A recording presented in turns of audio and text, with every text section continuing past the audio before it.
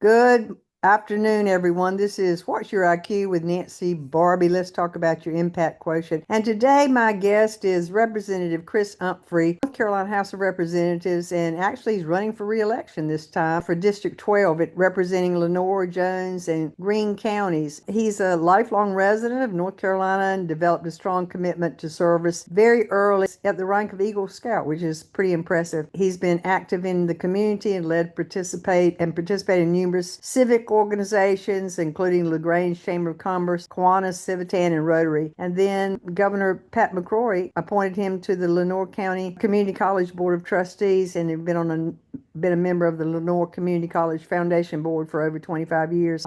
In the legislature, he serves as chairman of the House Committee on Insurance and vice chairman of the Disaster Recovery and Homeland Security Committee, which we want to talk about that today too, with additional roles on agriculture, appropriations, and health committees. He's also a member of the American Flood Coalition, helping secure major investments in flood resilience. He lives in Kinston with his wife Terry and their two daughters and remains actively involved in his community. Chris, thank you so much for being with us today. I'm glad you invited me, Nancy. Thank you for hosting. Yes, and let's start right away about what specific strategies do you champion to bring sustainable economic development and jobs to rural communities like Jones County beyond short-term initiatives besides those? Tell me a little bit about that. Well, first of all, you've got to have a viable workforce. And, in rural North Carolina, that's been a challenge. I mean, quite honestly. But in addition to a workforce, you got to have an educated workforce. So, having been active at Lenoir Community College, which serves Jones, Greene, and Lenoir counties,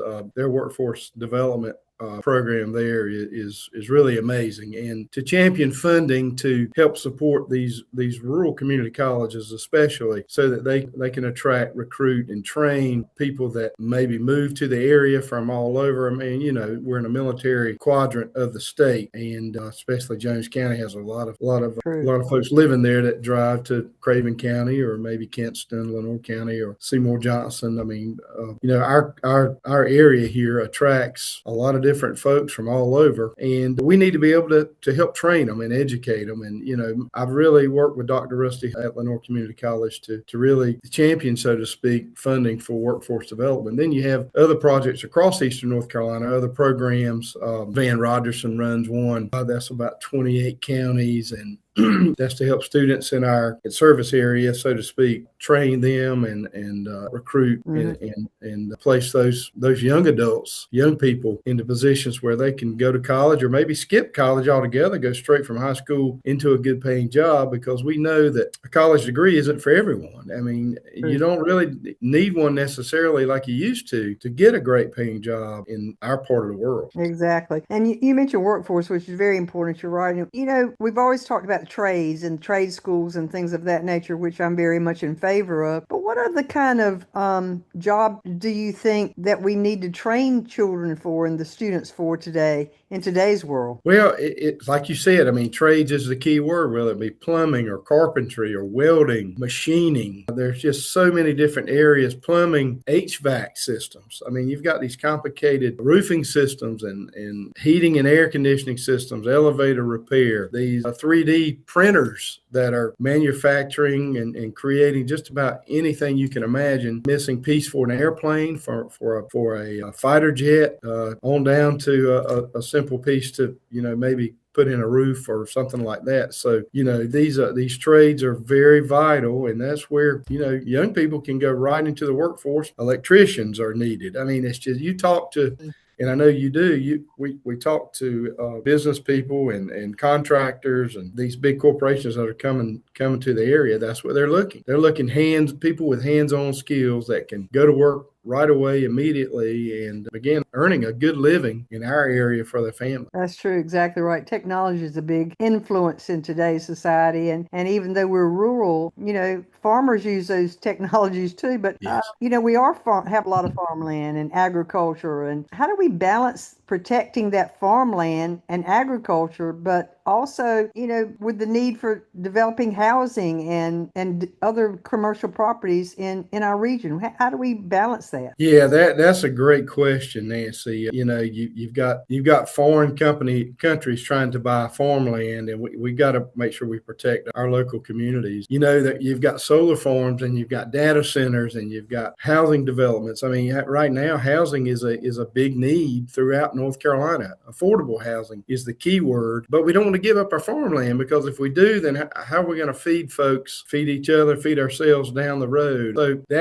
that's a difficult area of concern right now. And luckily, the folks in agriculture at the Department of Ag and the USDA and those groups are coming together and trying to develop plans that can make sure we maintain our position in the world as a world provider of food, but also provide jobs and affordable housing. And you've got farmlands, you got old farms that families just don't know what to do with them. And I mean, they could sell them to the Chinese, but we don't really want that happening. So we've got to protect the right to own your property and sell it or develop it as you want to within reason. But then again, you've got to look at the bigger picture. Well, that's very true too. And I love to look at the future, what's going to be happening 20 years from now. But let's shift a little bit now and talk about flooding. I was surprised in 2018 that Pollocksville and Jones County were majorly affected by Hurricane Florence. And that's still a challenge. We still have to worry about what might happen if that happens again. And what do you see the long-term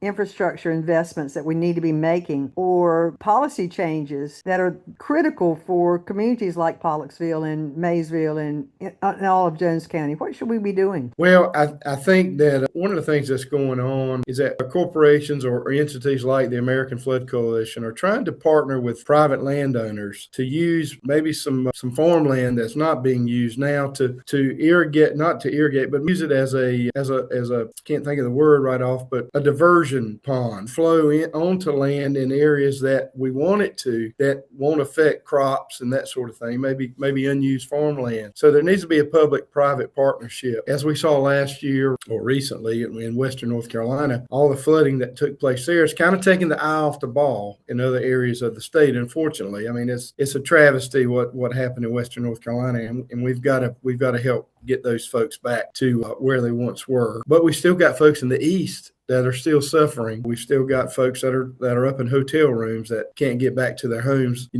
several years later. So we've still got some issues, and we put a lot of money in these projects, but unfortunately the person's kind of checking the monies fell asleep at the wheel. And we've got to make sure that doesn't happen in Western North Carolina. Yeah, absolutely. And speaking of Western North Carolina was not prepared. I was just in a conference and someone came from Western North Carolina and talked about, they weren't prepared. We know what might be coming here because we've experienced it before, but they had no idea how to prepare. And I'm not sure if they'd been prepared or could have prepared for what happened there. But anyway, it's a long-term battle, that's for sure. With us, we talk about I-95. West of I-95 seem to get all of the big bang. What can we do? What can we do east of I-95? But what's happening for east of I-95? Why do we always seem to get the bottom end of the stick? Well, I suppose you're talking from an economic point of view. Yeah. Is the population shifts have made it where, people want to live near places that have more restaurants or more shops or more entertainment, that sort of thing, greater access to airports and transportation, that sort of thing. So, we're working, it's a slow work in progress in Eastern North Carolina. For instance, at Lenoir Community College, they built the Aviation Center for Excellence out at the Global Trans Park, and the Global Trans Park now becoming a military-friendly area where they're moving the C-130s and a lot of military. The Navy's moving some big planes from Cherry Point so that they can free up space at Cherry Point. But they're moving those jets and those big cargo planes over to Kinston. Is going to be a big boon, for the aviation industry. So the community college has partnered with East Carolina and Elizabeth City State because they have aviation programs to put more eyes on Eastern North Carolina, east of I-95. Just because the GTP is located in Kinston doesn't mean it's not viable to the whole state, but mainly Eastern North Carolina, because we do have retirees and civilian workers that will be displaced and need to come to Kinston to continue to work on those jobs and those cargo planes. So it's a work in progress. There's still challenges based on, infrastructure, roads, and but we have plenty of land. We do have pretty good infrastructure. We're trying to there's an I-42 corridor through eastern North Carolina there, and Highway 17 is now a major thoroughfare through Craven and Jones and on up to northern North Carolina, northeastern North Carolina. So we're headed that way. It's just taking a little bit of time. Well, it does take time. And, I'm going to ask you again about realistically, for what would it take for a major commercial property like Buc-ee's, say, or somewhere like that to choose a corridor on Highway 17 between Newbern and Jacksonville in Jones County and specifically Pollocksville. I'm interested in Pollocksville. Yeah. So what would it take? How can we position our community to meet those criteria that they call for, because they do have certain criteria? What would it take? Well, yeah, I mean, it's numbers, and you eat an elephant one bite at the time, right? So you got to have small wins all across that corridor that's going to bring people to the community. They got to have good paying jobs. There needs to be obviously good education system. There needs to be good transportation, which all of those things are coming together. I mean, we've really come a long way. It's taken some time, a lot of time, to get some of the right leaders in place to help steer funds from the metropolitan areas to the eastern part of the state, and that's been going on for probably 20 years. I mean, there's no one party that can take credit for that. I think it's just that you get people in areas and of authority that handle the purse strings, that can go a long way. Yeah, that is very true. And I'm all about partnerships, in different organizations, so to speak. So how do you bring those together? How can we, community leaders and organizations, effectively partner to ensure local priorities are reflected on state level decisions? And can you give me some examples of that? Well, I think there's got to be relationships built. What I've seen is that, being in Raleigh, and we'll go back on the 21st. But it's good to see business people come to Raleigh, try to set up a meeting with legislators and have discussion about whatever the need is at the time. Lobbyists can't do but so much, and it's really stymied. I think the new lobby laws that were put in place 20 years ago because of one incident has really stymied some growth, because it's best when you can bring groups of Democrats and Republicans together at dinner, have discussion openly, and you have all members of both parties there, whereas a lobbyist can't do that anymore. So it really takes business people to try to organize that, or find a legislator that has a relationship with a business owner who's about relationships, not about politics. Because we can leave politics out the door. I mean, look, most votes that happen in Raleigh are unanimous, or at least 85 to 90% of all votes are bipartisan. So when you get into social issues and some other things, that kind of cloudies the water a little bit. But for the most part, people in the General Assembly, all 170 members, want to do right by the citizens of North Carolina, because we work for you. You can fire us. We answer to you. And if we let our britches get too big for our bottoms, then, we're going to be sent home. So you got to be willing to talk to people, willing to listen to people, even though you may not disagree, or even though you may not agree and you may disagree. You got to be willing to find some common ground and compromise. That's good to hear that that's happening in Raleigh. It doesn't seem to be happening in a lot of other places. So it's nice to know that North Carolina is one of the leaders, or the leading state of working together. That's really good to hear. Well, the biggest challenge we have now, in my opinion, is that my own Republican Party can't get a budget. Now, that frustrates me. There should be no excuse not to have a state budget at the present time. And I might get in trouble for saying that, but I think the citizens are saying that. They're feeling it. I'm hearing from them. And it's not a good look when you have the majority in both chambers and you can't agree, at least in part, on a state budget. We've got retirees and teachers and state employees and correctional officers, law enforcement,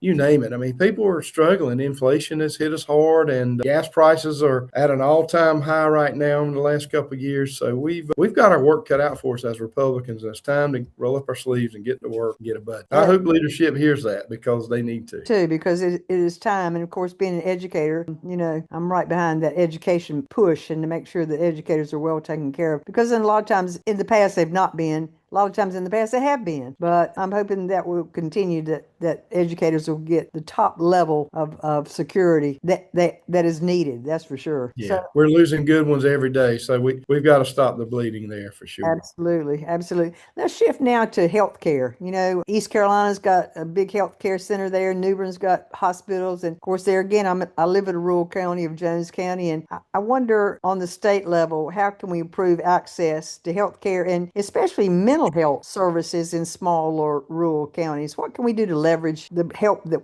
in those areas? Well, I think that, one thing we've got to do, we've got a Medicaid rebate. So we passed Medicaid expansion a few years ago. It took a while. I mean, it took some convincing. I was in the majority of those that thought it may not be a good idea, but then I started studying the issue and learning more about it. I'm still no expert, but we've got farmers and military veterans and single mothers that need access to health care. And rural North Carolina cannot afford to close any more hospitals. And Medicaid expansion was one way, I think, to help prevent or at least slow that process down. We need transparency in billing. We need pharmaceutical companies to come to the table. There's so many expenses that are tightening the belt at local hospitals. I know local hospitals are looking at every line item, every employee, every administrator. It's a big business, and it's one that you got to completely understand to really get the full picture, which I'm still learning about it. But I mean, you got to have doctors, and rural doctors are a challenge, as we know. That's why we committed funding to expand the ECU Brody School of Medicine so that they could add 100 more doctor candidates per year. Still not enough, but we need those doctors to stay in Eastern North Carolina. I mean, there's no doubt about it. Most of them want to go to big cities where they can make more money, and maybe the grass looks greener on the other side, but you got to have a doctor who has a heart for rural patients. And you have to travel 30 minutes or more to an emergency room. That's not acceptable. I mean, but it is what it is. You can't have a doctor on a nurse or a hospital on every street corner, but you got to do the best you can with the resources you have. Well, that's very true. Does the state provide any incentives for like rural counties like Jones County to provide more healthcare resources? There are some incentives. I don't know the specifics, but we look at incentives for rural counties. For instance, I'll give you one not related to healthcare, is that, teacher supplements.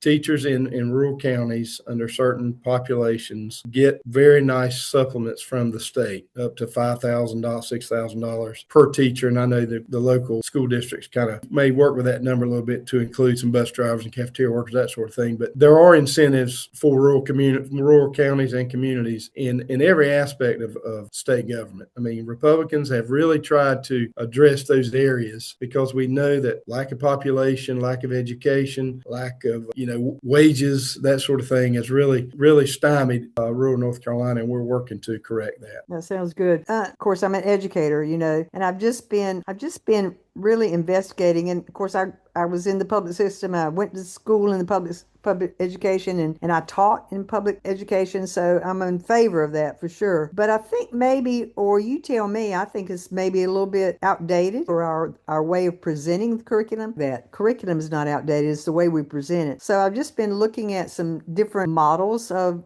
school systems and how they incorporate life skill tasks, not just trays, but life skills that maybe are not being taught in other areas.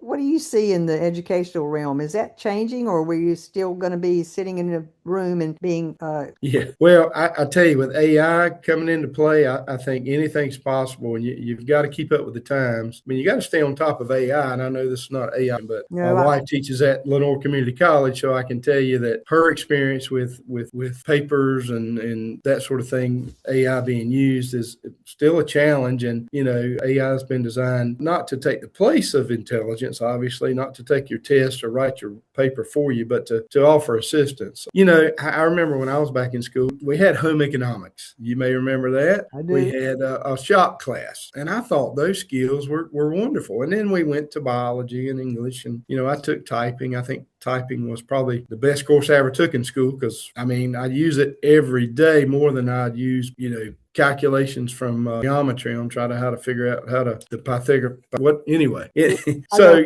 You know what I'm saying? I mean, it's so we just gotta we gotta look at other school systems, other states. Who's being successful? What are they doing? I mean, are you getting students out of the classroom? And we to do that at the state level by offering outdoor grants to encourage teachers to apply for these grants, to take them to the aquarium or take them to the planetarium or whatever, just to get them out of the classroom, get them in front of a setting where they can learn skills or learn what they don't know. Maybe it'll help them decide what line of business they want to go into or line of work they want to go into when they get out of school. Well, you bring up a great point. I'm very interested in AI. I use it a lot. And we just had, at the conference where I attended, we just had a Microsoft AI MVP to come and talk about how he uses it at his son's school. And the investigations and the researches and the data that those children are investigating and the things that they're using it for is it's just amazing. I'm hoping to bring that to Jones County. In fact, I talked to the superintendent not too long ago about doing that very same thing. And yeah, you've got to have policies in place because people do use things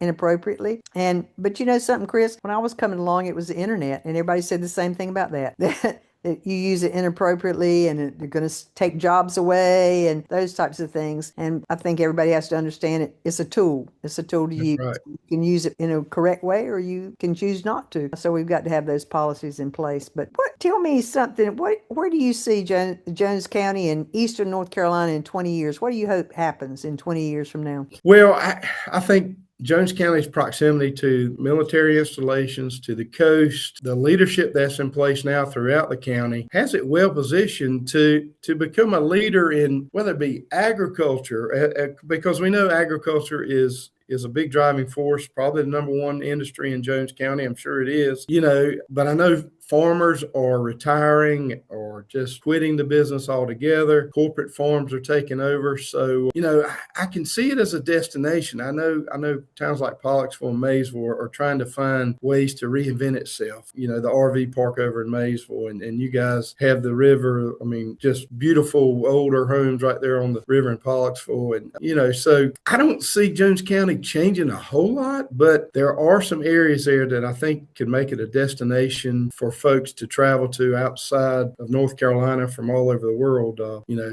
to see the dynamic history of the whole county. Yeah, I agree with you too. I talk to a lot of people and I hear, people coming here, they're looking at numbers. What can I tell them besides looking at traffic numbers? Because we have a lot of traffic coming through here now, but they always want more and more and more. Yeah, I mean, look, you've got the transportation that gets you to Jones County. I think it's up to economic development to find ways to take advantage of those folks coming through. I mean, most people, if you're born and raised in Jones County, you probably don't want to see a lot of change. You probably don't want to see 50,000 people move to the area. Would you like to see maybe 10,000 more? I think the population now is about 10,000, 11,000? Maybe. Yeah. So, you're kind of an outlier and you might be the best kept secret in Eastern North Carolina, honestly. I know we're the best kept secret. I wish we weren't quite so secretive, actually. So we need a few more. We need some industry here, a little bit of industry. I don't want it to be overpopulated.